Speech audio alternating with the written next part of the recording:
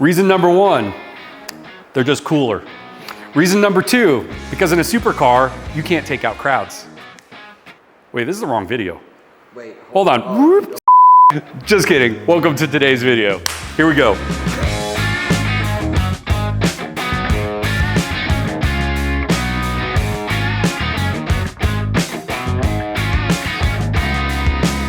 What are we going to talk about? What are we talking about? Miller, why is Ford the best supercar company? I do know. I'm just testing you while I think about why Ford is better. No, I'm just, hey, listen, I've owned everything from Huracans, Performantes, R8s, BMWs, M3s, all that good stuff. I love all cars, man. This is not a dog on other car companies, but Ford has definitely stolen my heart. And there's more to it. Listen, by the way, going back to some of my Instagram messages I've received, no, it's not because America's the best democracy in the world. No, this is not a political video. Purely the driving experience of these cars is, to me, why I think Ford is the best supercar company. Standing behind me, let's start with this thing. This is a 2005 Ford GT. Let me tell you something. There is nothing like driving this car and owning this car. I think we're just gonna start there. This is a supercar, in my opinion. They only built just over 4,000 of these in the short run of 05 and 06. Everything about it, I mean, from the design to the drivability, the rawness, the manual. I mean, Miller, how many trips have we gone on? Tail of the Dragon, track day, you name it. I mean, I did 8,000 miles in this car last year. Now, granted, when I had my Huracan Performante, I did 5,000 miles in 5 months in that car. Had the time of my life. One of the interesting parts about supercar ownership in general is the public reaction, right?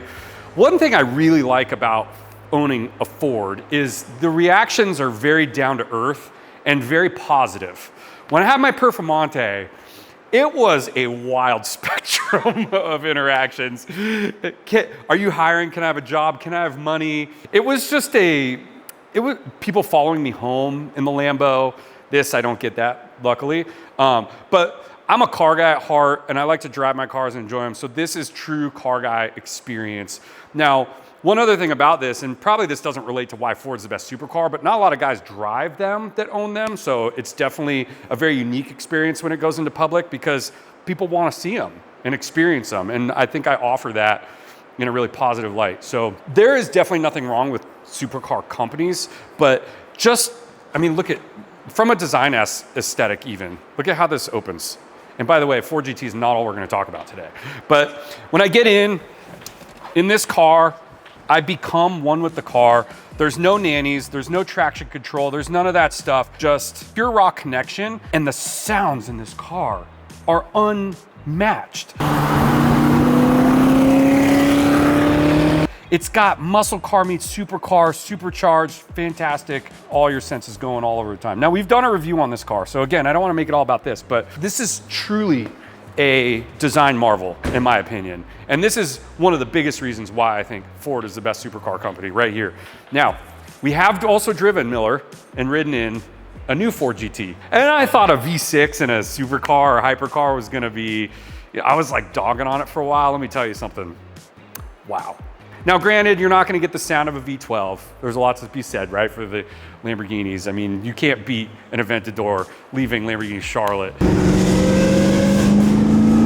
Just that, wah, you know, but the new Ford GT is even incredible. I enjoy this one a lot more, I will be honest. The looks, the design, it's so out there, right? Now, it all stemmed from this. This is the 66 Ford GT40, ton of racing heritage. Now, why we choose Ford over Ferrari is very obvious. And if you need to have any further look into that deep dive, just go watch the movie Ford versus Ferrari. So that's pretty much where that one ends, right? Unless it's an 812, just saying, an 812. We got space. No, we're not getting a Ferrari. No, that would be sacrilegious around my house. I do have good friends that have Ferraris and they're amazing cars. The refinement, the quality is unbelievable, but it's definitely, I definitely like my, my down-to-earth roots in the Ford community. Now, I will tell you this, my friends, this GT500 is supercar level performance and how would you explain it? Package. I've owned 4 R8s in my career of owning cars. And most of them were first and second gen. But then in this corner, used to sit one that looks very similar to this. I think you probably have a picture of it. It was an Audi R8 V10 Performance. Do we have it? There it is, up there. Now, I owned that car for 1 month. Why did I own that car for 1 month? It was perfect. Literally, it was so powerful, just such an amazing car. I literally couldn't even use it on the roads because you're 0 to 60 and who knows how many, like 1 second, and well, not 1 second, but you know, felt like it. But I mean, literally it was so refined and so well done that it didn't excite me as much anymore. Now this, on the other hand, this has very similar performance, but I feel like it wants to kill me at all times. And one of the cool parts about this, and we've reviewed this before, is this is not on a Mustang platform. This is actually its own platform with a body attached to it to make it look like a Mustang. So really, in the realm of supercars, this would have to be, in my opinion, up there with the supercars, but this is like their next step before you get to the Ford GT. That's the way I look at these. And there's just something so special about driving this. Again, going back to it's down to earth, but it also is just a bat out of freaking hell and just gives like the refinement of the Huracan and the R8, again, going back to that, it's so perfect that this just makes you feel alive. We're gonna go over here, we're gonna take a little trip because I wouldn't really call a lot of Porsches supercars or BMWs, but since we named that the title, really we can include sports cars in there too, right? Yep. So I've owned, I had a 335i when they first came out back in, I think it was like 07. And then I made my way into an E92 M3, which was one of my favorite cars of all time. Now, I have to say though, this kind of takes the cake, Ford. I mean, you didn't only pull me away from the supercar companies, and we've done a review on this car, but Ford really listened to the market and Ford was paying attention to the competition and just blew it out of the water with this thing. I mean, listen, I love a GT3. They're really expensive, but I love them. I love a Porsche Carrera. I love that whole lineup of cars. But again, this kind of is something different. This is something you don't expect out of a Ford. And Ford put it in a really nice package that looks similar to a Mustang, again, like the GT500, but I wouldn't even really compare it to that. The driving performance and handling, minus the power.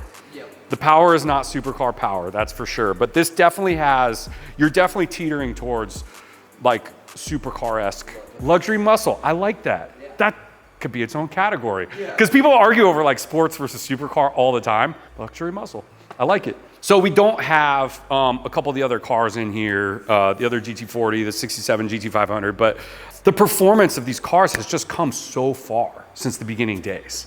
I was never a Mustang guy, ever, except for the 67, until Ford came out with these. I always liked the body style, like when they first came out, I was like, wow, that's a really cool looking, has like a Euro flair to it, kind of like an E92, right? It kind of was going down that line, and so here they are. But I'm just significantly impressed with what Ford's been able to do. And I like that they're sticking to their roots. They're announcing more naturally aspirated cars, when a lot of the supercar companies are now moving towards hybrids, which, granted, I think the future is hybrids, not electrics, electric cars. Personally, I think based on what I've researched and stuff, I think they're more efficient. You can still pull a lot of power out of them. I think it's a good idea in certain realms. But again, my roots, you know, I like to burn gas. Sorry, Greta. Not sorry. Let me give credit to supercar companies because I do love them and I've had so many. The supercar companies do it right because they build a supercar and that's what they do, right? Whereas Ford kind of hits on all levels, especially with the new Ford GT. That was a great response to, you know, the Aventador and I mean, shit, I would even put it above that. The Huracans, all the stuff that they're coming out with. But really the roots are here and there. And if I really sum up everything other than the modern side, this really, in my opinion, is the ultimate supercar.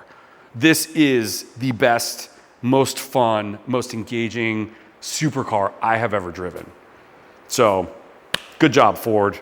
That's why you are the best supercar company And I hope you enjoyed this video. It's just kind of a short, fun one. Just figured we'd create a little controversy, have a little bit of a laugh, put in the comments what you think down below. You can call us crazy, that's fine. That's kind of what we expected. So, but yeah, we'd like to see a discussion. So let us know your thoughts, put it down below. See you on the next one.